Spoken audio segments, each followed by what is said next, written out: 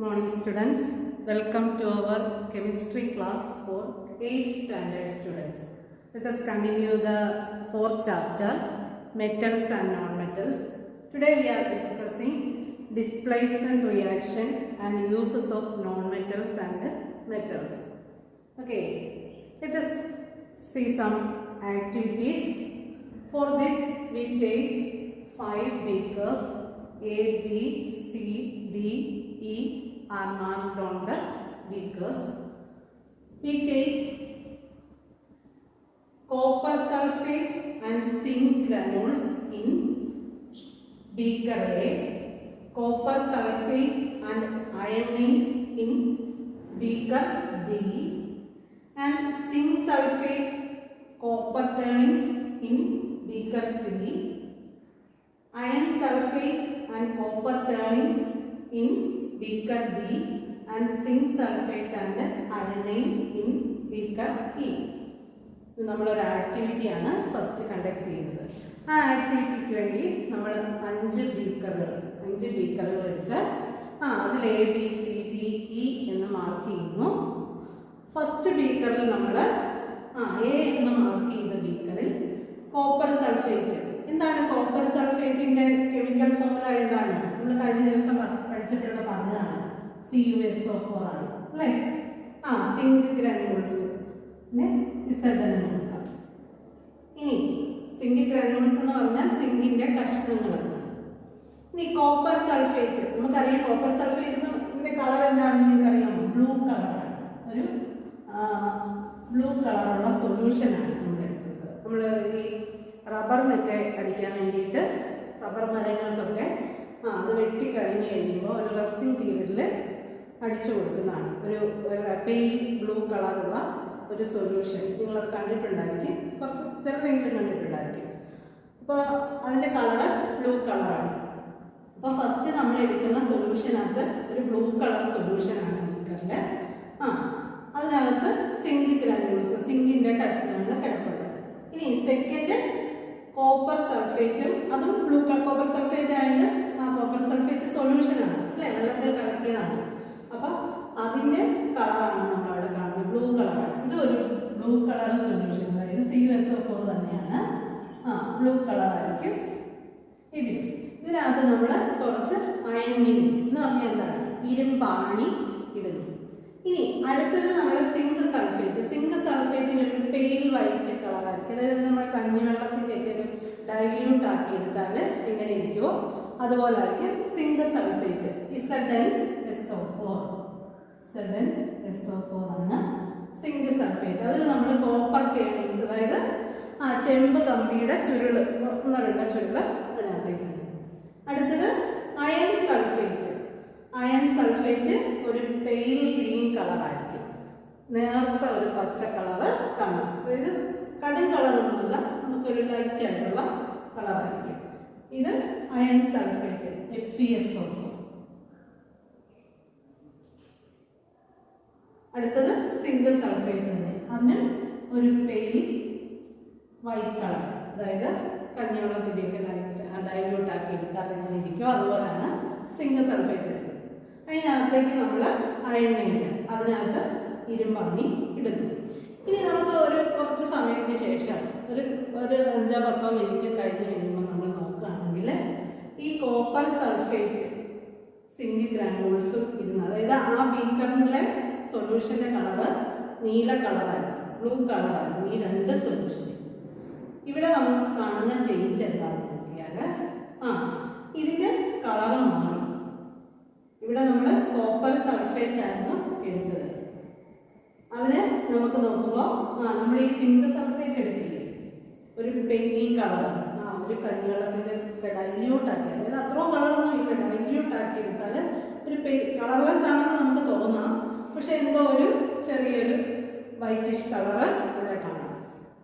അപ്പോൾ ഈ copper sulphate നീല കളറുള്ള ഈ സൊല്യൂഷൻ ഏകദേശം നമ്മുടെ ബീക്കർ സിയിലെ സൊല്യൂഷൻ്റെ കളറിൽ ചേഞ്ച് ചെയ്തു.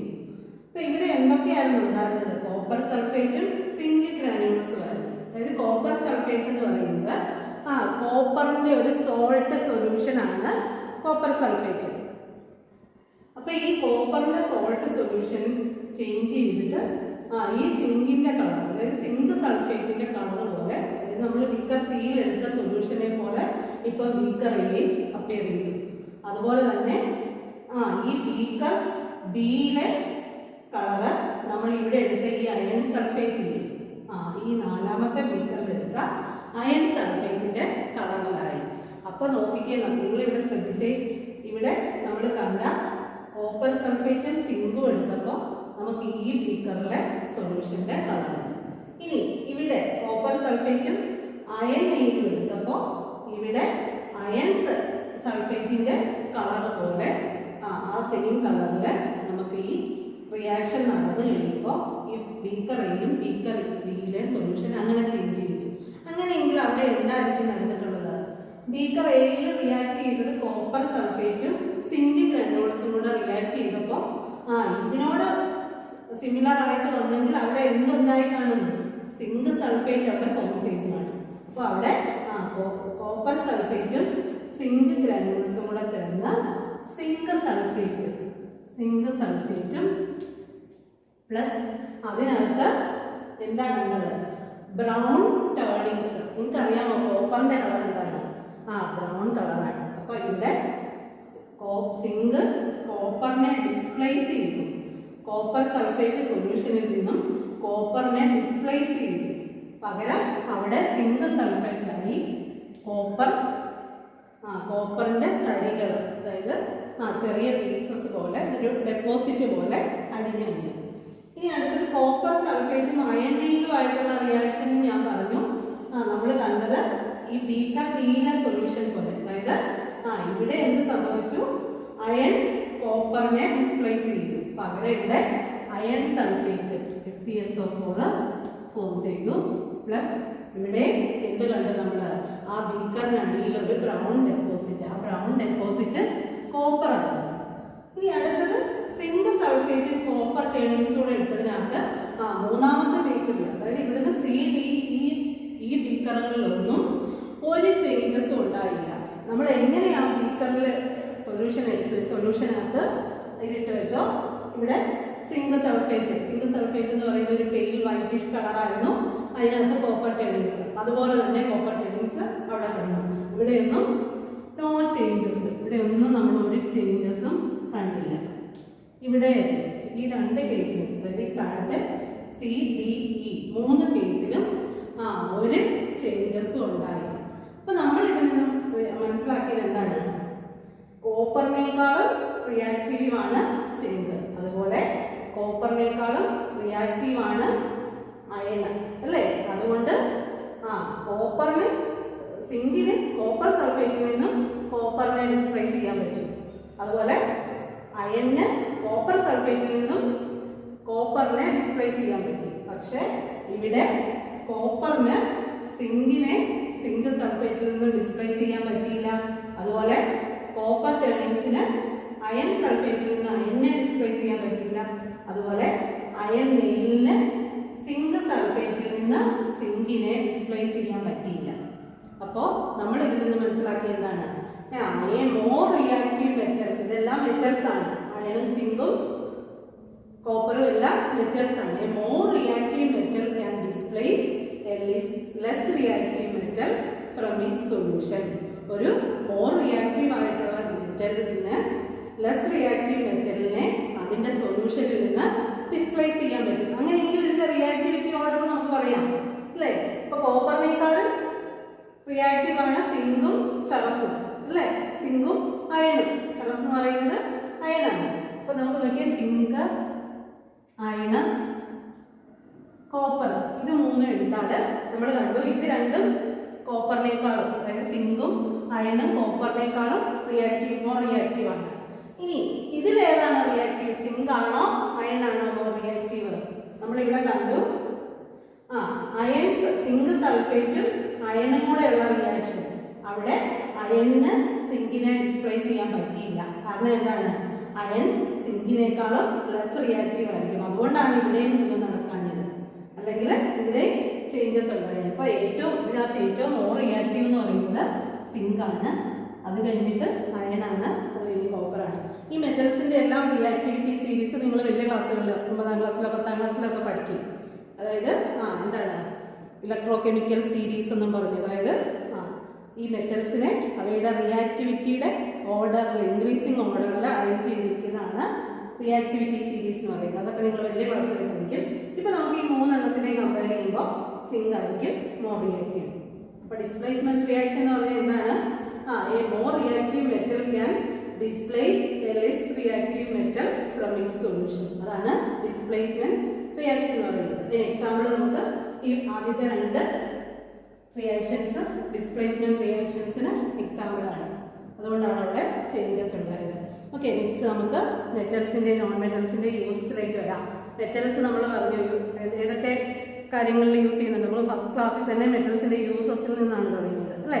നമുക്കറിയാം മെറ്റൽസ് നമുക്ക് എന്താണ് ബിൽഡിങ്സ് ഉണ്ടാക്കാൻ, ബിൽഡിംഗ് മെറ്റീരിയൽസിന്, അതുപോലെ തന്നെ മെഷീനറി, മെഷീൻസ് എല്ലാം ഏതുകൊണ്ടാണ് മെറ്റൽസ് അയണൊക്കെ കൊണ്ടാണ് ഉപയോഗിക്കുന്നത്.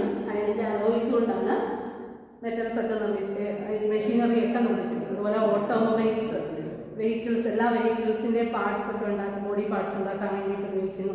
അതുപോലെ നമ്മുടെ കുക്കിംഗ് വെസൽസ്, അതുപോലെ ഹോം അപ്ലയൻസസിലെല്ലാം മെറ്റൽസ് ഉപയോഗിക്കാറുണ്ട്. അതുപോലെ തന്നെ ജുവലറി മേക്കിങ്, പിന്നെ ഈ മെറ്റാലിക് കോമ്പൗണ്ട്സ് ലബോറട്ടറികളിലൊക്കെ യൂസ് ചെയ്യുന്നുണ്ട്. പിന്നെ നമ്മൾ ചില മെറ്റൽസ് ആണ് നമുക്ക് മിനറൽസ് എന്ന് പറയുന്നത് നമ്മുടെ ബോഡിക്ക് ആവശ്യമായിട്ടുള്ള മിനറൽസിലെല്ലാം ഈ മെറ്റൽസിന്റെ കമ്പോണൻസ് ഉണ്ടായിരിക്കും. അപ്പോൾ ഇതൊക്കെ മെറ്റൽസിന്റെ യൂസസ് ആണ്. ഇനി നോൺ മെറ്റൽസിന്റെ യൂസസ് ഏതൊക്കെയാണ് ഓർക്കുന്നുണ്ടോ?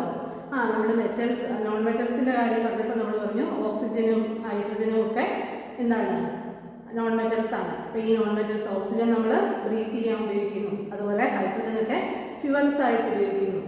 പിന്നെ മെഡിസിൻസിൽ, അതുപോലെ ഫെർട്ടിലൈസേഴ്സ്, ഇതൊക്കെ, അതുപോലെ ലബോറട്ടറി റിയേജൻസ്, ഇതൊക്കെ നോൺ മെറ്റൽസ്. അപ്പോൾ മെറ്റൽസിൻ്റെ നോൺ മെറ്റൽസിൻ്റെ യൂസസ് വളരെ സിമ്പിളാണ്. നിങ്ങൾ ഡെയിലി ലൈഫിൽ നമ്മൾ ഉപയോഗിക്കുന്ന കാര്യങ്ങൾ, അതുപോലെ ഫ്യൂവൽസ് എന്ത് എടുത്താലും എല്ലാം നോൺ മെറ്റൽസ് ആയിരിക്കും.